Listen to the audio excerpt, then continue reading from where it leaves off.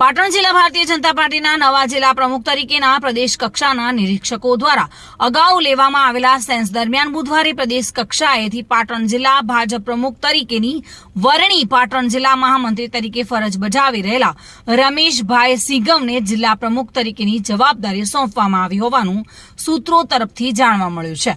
પાટણ જિલ્લા ભાજપ પ્રમુખ પદે નિયુક્ત કરવામાં આવેલા રમેશભાઈ સિંઘવ BA સુધીનો અભ્યાસ ધરાવે છે. તેઓ અગાઉ વિવિધ મહત્વપૂર્ણ હોદ્દાઓ પર પણ સેવા આપી ચૂક્યા છે.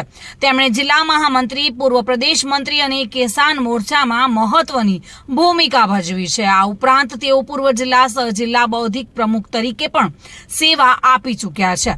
રાજકીય બહોળો અનુભવ ધરાવતા રમેશભાઈ સિંઘવની પાટણ જિલ્લા ભાજપ પ્રમુખ તરીકેની વરણી ને ભાજપાના આગેવાનો KC પટેલ, દશરથજી ઠાકોર, નંદાજી ઠાકોર, મોહનભાઈ પટેલ, ભરતભાઈ આર્ય, ભાવેશભાઈ પટેલ, જિલ્લા પંચાયત પ્રમુખ હેતલબેન ઠાકોર, પાલિકા પ્રમુખ હિરલબેન પરમાર, જિલ્લા કાર્યાલય મંત્રી નવીનભાઈ પ્રજાપતિ સહિતના આગેવાનો તેમજ કાર્યકર્તાઓ સાથે જિલ્લાના પ્રબુદ્ધ નગરજનોએ આવકારી અભિનંદન પાઠવ્યા હતા.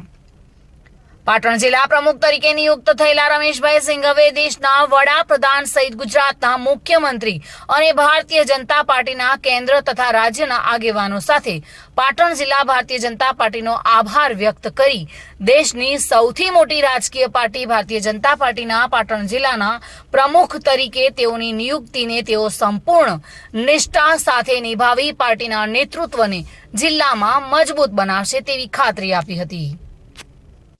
દેશના વડાપ્રધાન માનનીય નરેન્દ્રભાઈ મોદી સાહેબ અને અમિતભાઈ શાહ અને આપણા રાષ્ટ્રીય અધ્યક્ષ માનનીય નડ્ડાજી તેમજ ગુજરાતના મુખ્યમંત્રી ભૂપેન્દ્રભાઈ પટેલ સાહેબ, પ્રદેશ અધ્યક્ષ CR પાટીલ સાહેબ અને સંગઠન મહામંત્રી રત્નાકરજી તથા પ્રદેશ અને જિલ્લાના શીર્ષસ્થ નેતૃત્વએ મને વિશ્વની સૌથી મોટી પાર્ટી ભારતીય જનતા પાર્ટીના પાટણ જિલ્લાના ભાજપના પ્રમુખ તરીકે જવાબદારી આપી એ માટે એમનો આભાર માનું છું.